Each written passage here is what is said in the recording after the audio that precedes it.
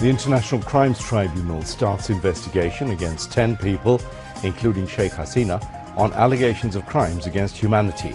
United Nations fact-finding team to visit Bangladesh next week. More interim government advisers to take oath tomorrow.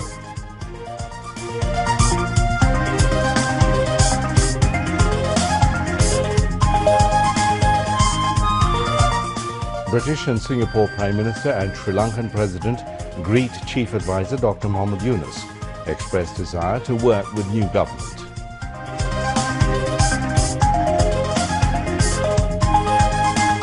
All educational institutions, including universities, to reopen and resume academic activities on Sunday. Suspended examinations of HSC to resume from September the 11th. Intercity train services resume, extending railway operations across the country.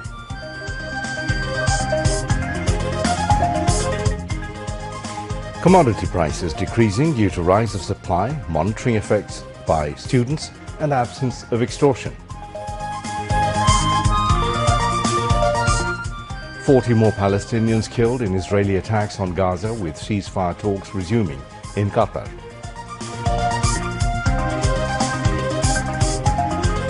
And Real Madrid secure their 6th UEFA Super Cup title, beating Atalanta 2-0. Assalamu alaikum.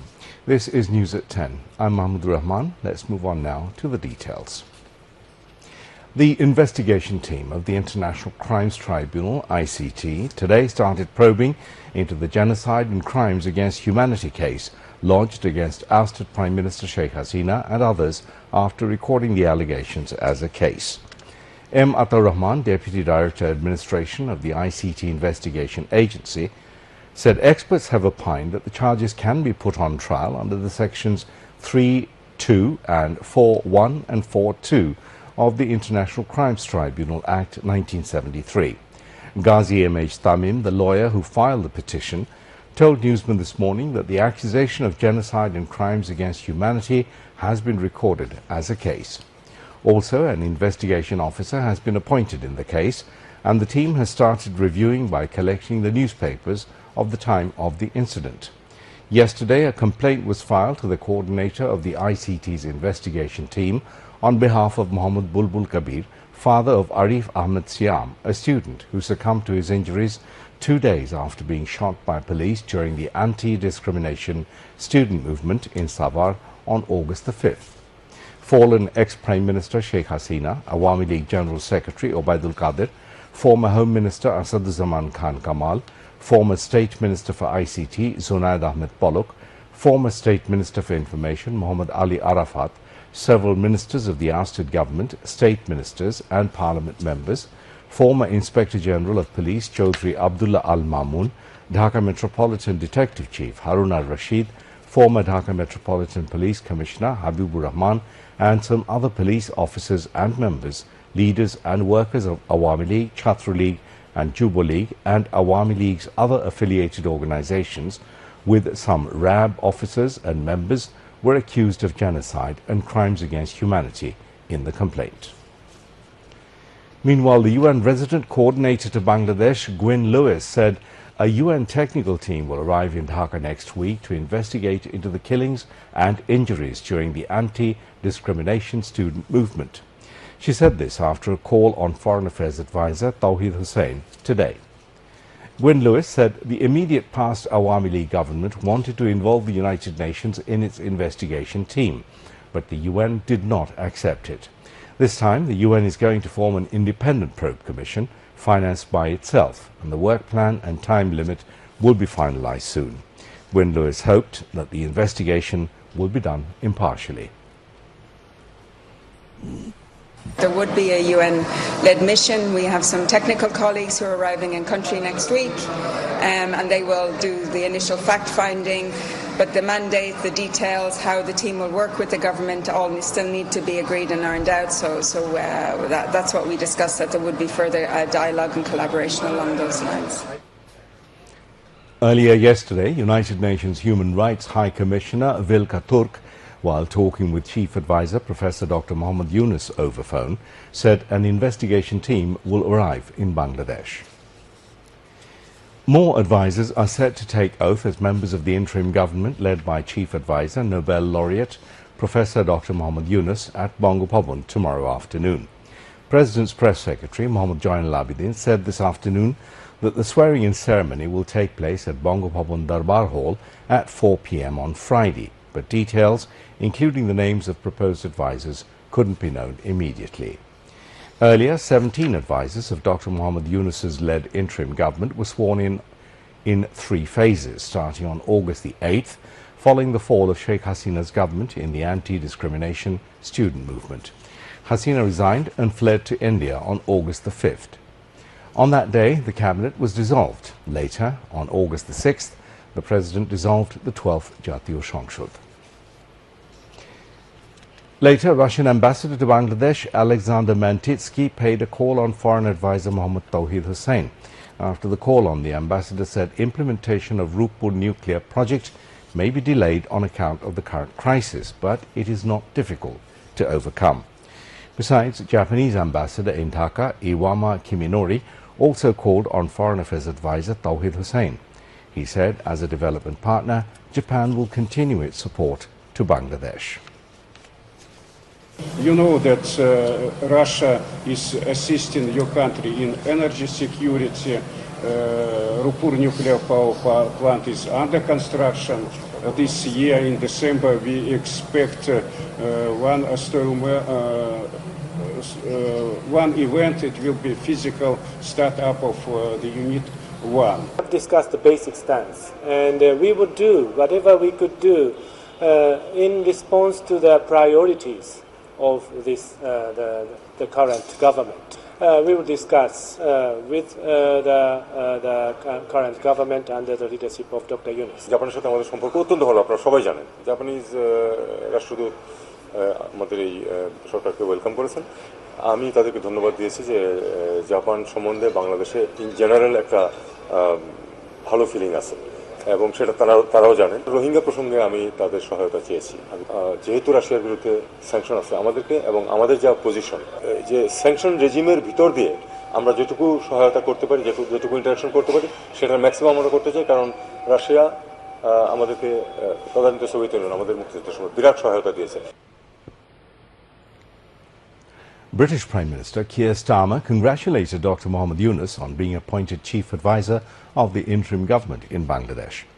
In a letter issued from 10 Downing Street, the UK Prime Minister said his country values its strong and enduring relationship with Bangladesh, cemented by people-to-people ties and shared Commonwealth values.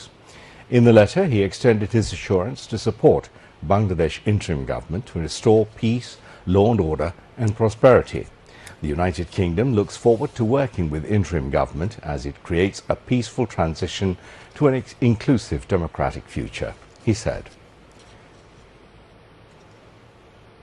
Meanwhile, the President of Sri Lanka, Ranil Wickremesinghe, greeted Dr. Mohammed Yunus on his assumption of the office of the Chief Advisor.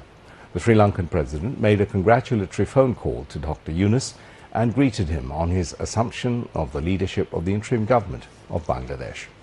During the conversation, he advised Sri Lankan investors who have been doing business in Bangladesh for decades to remain in the country and play a constructive role in its growth and progress.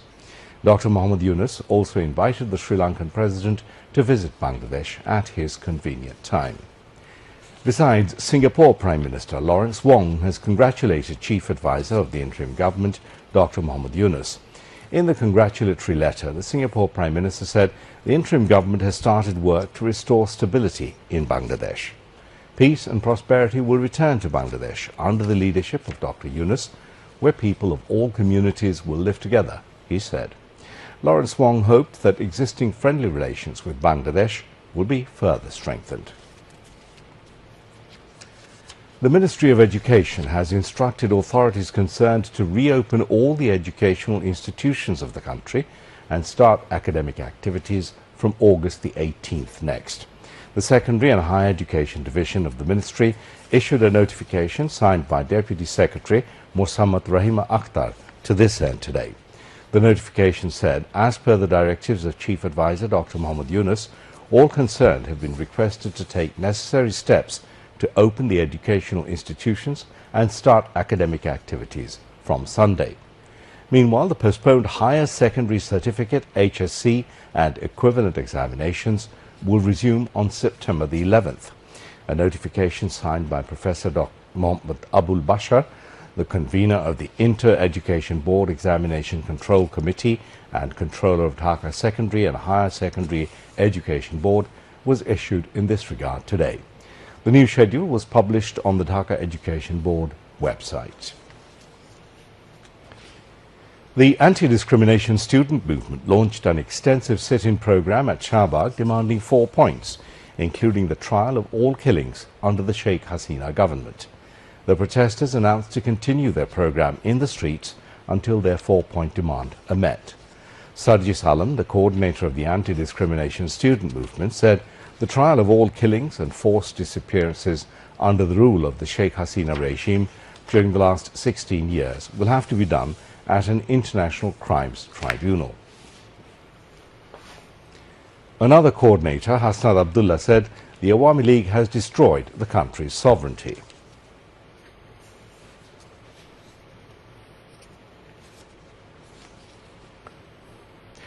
BNP Secretary General Mirza Fakhrul Islam Alamgir has said that those responsible for the massacre, which in his words was orchestrated to suppress the student uprising, should be prosecuted under the International Crimes Against Humanity Act. He made these remarks while addressing BNP's demonstration program in the capital's Noya Polton today.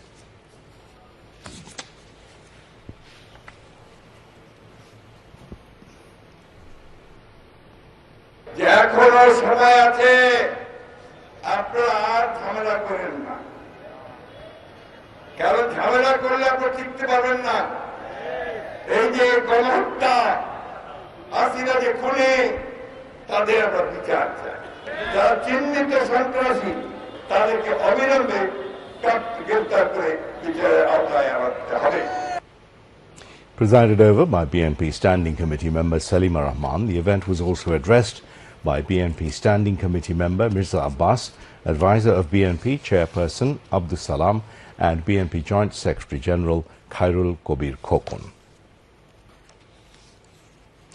The Bangladesh Jatiyotawadi Chhatra Dal has declared that it will continue its street protests until Sheikh Hasina and her associates are held accountable for the alleged killings of students in a fascist manner.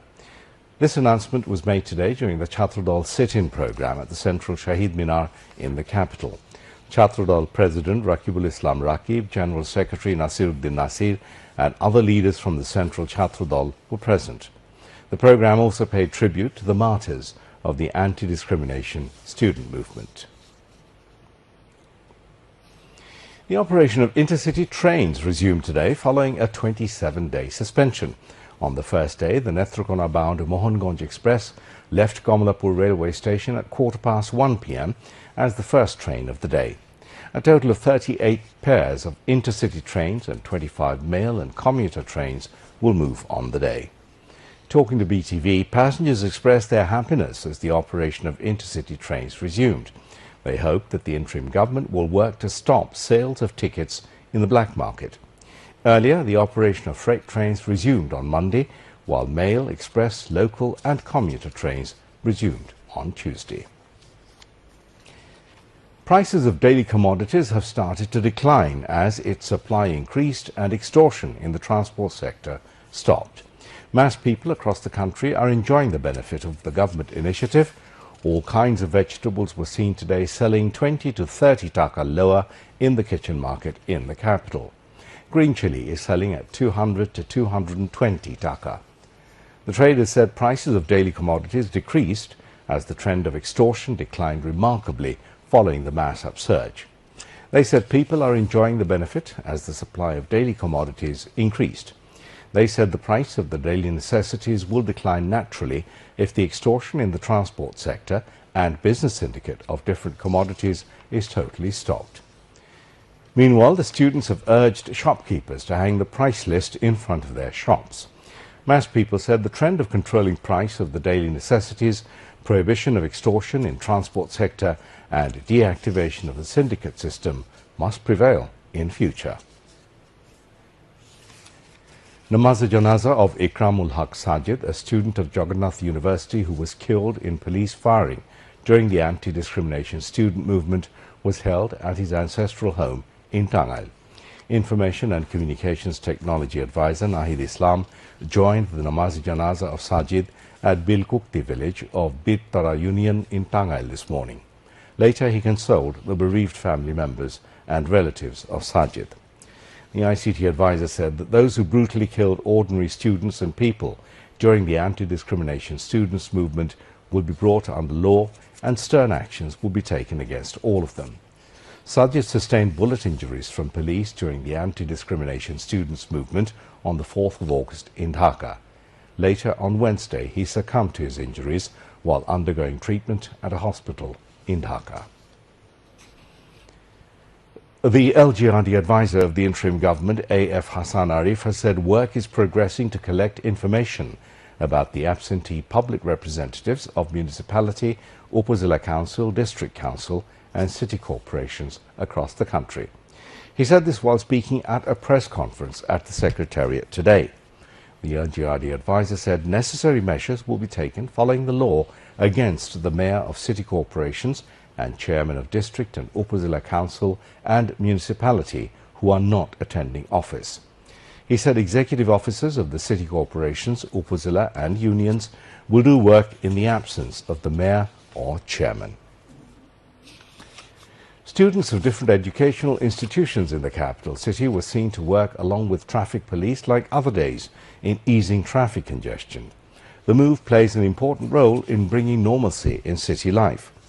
Some students stood at various crossings of the capital city and maintained the traffic system when police forces were in strike. The students asked the bus drivers not to stop here and there, which is one of the reasons for traffic congestion. The students were seen to advise motorbikers to use a helmet. They also advised car drivers to fasten seat belts. The students requested those who are running motorbikes without helmets to use helmets next time.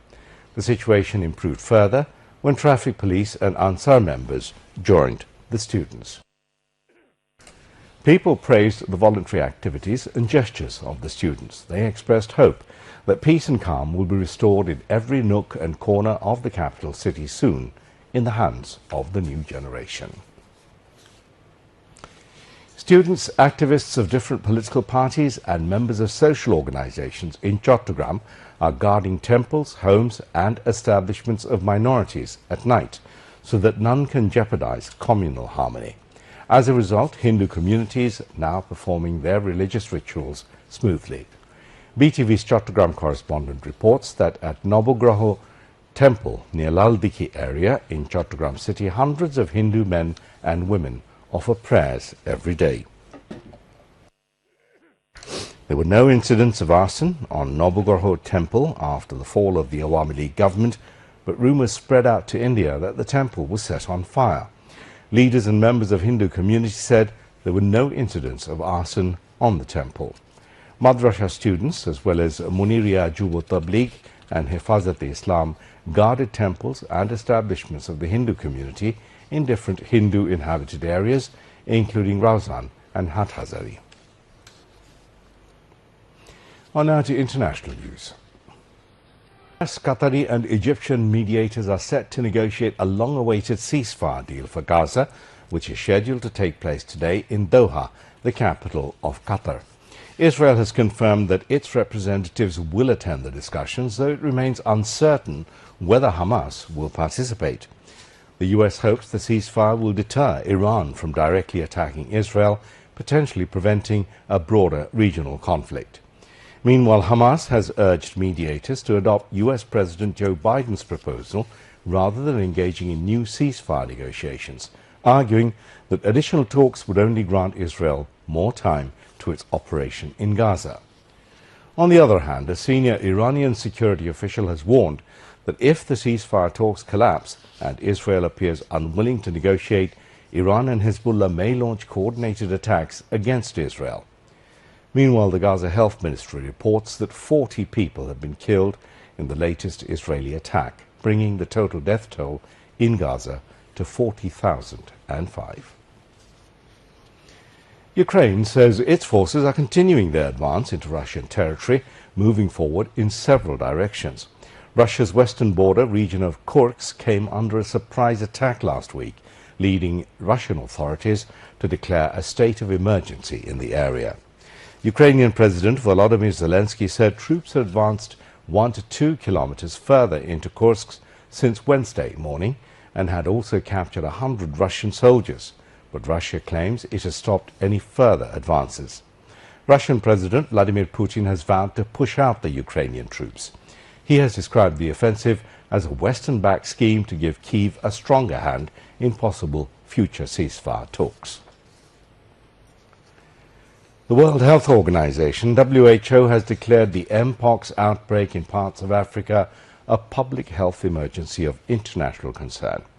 The highly contagious disease, formerly known as monkeypox, has killed at least 450 people during an initial outbreak in the Democratic Republic of Congo.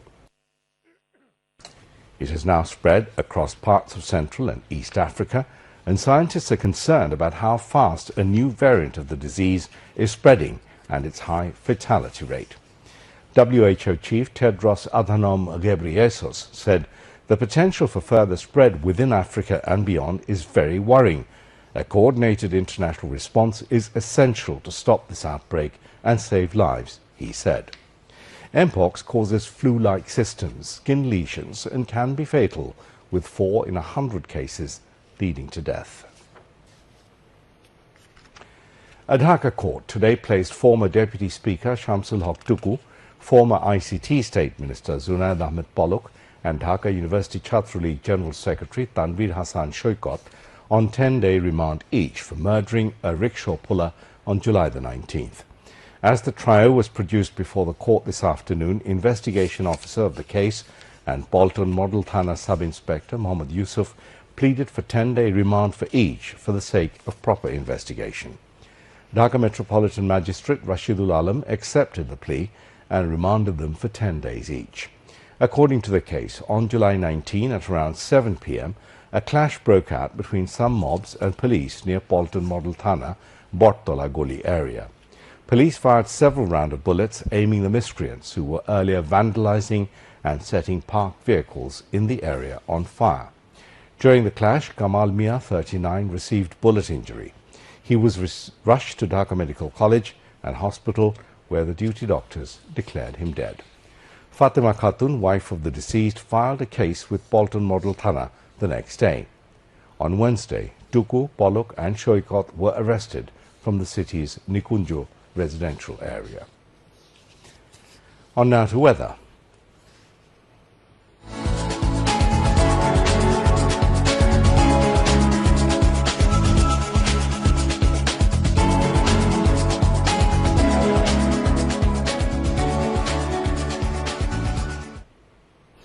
The Met Office, in its weather forecast till 6 p.m. tomorrow, said light to moderate rain or thunder showers, accompanied by temporary gusty wind, is likely to occur at most places over Khulna, Borishal, Chattogram and Sylhet divisions, and at a few places over Rangpur, Rajshahi, Dhaka and Mymensingh divisions. Besides, moderately heavy to heavy falls are likely to occur at places over southern parts of the country. Night and day temperature may fall slightly over the country, said the Met Office. Now some sports news.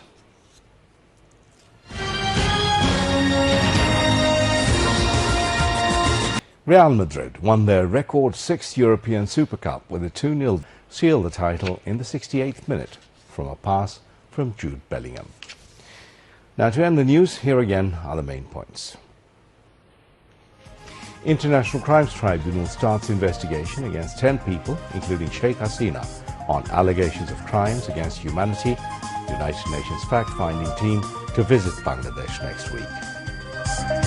More interim government advisers to take oath tomorrow.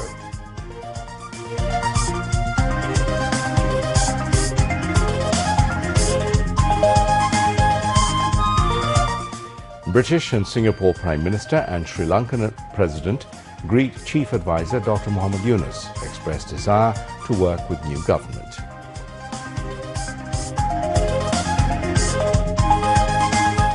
All educational institutions, including universities, to reopen and resume academic activities on Sunday.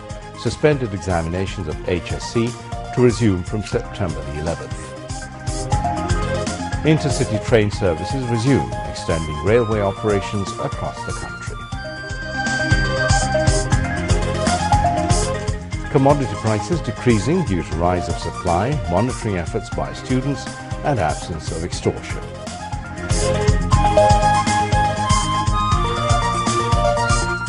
Forty more Palestinians killed in Israeli attacks on Gaza, with ceasefire talks resuming in Qatar. And Real Madrid secure their sixth UEFA Super Cup title, beating Atalanta 2-0. That's all from the newsroom for the moment. Thank you for being with us.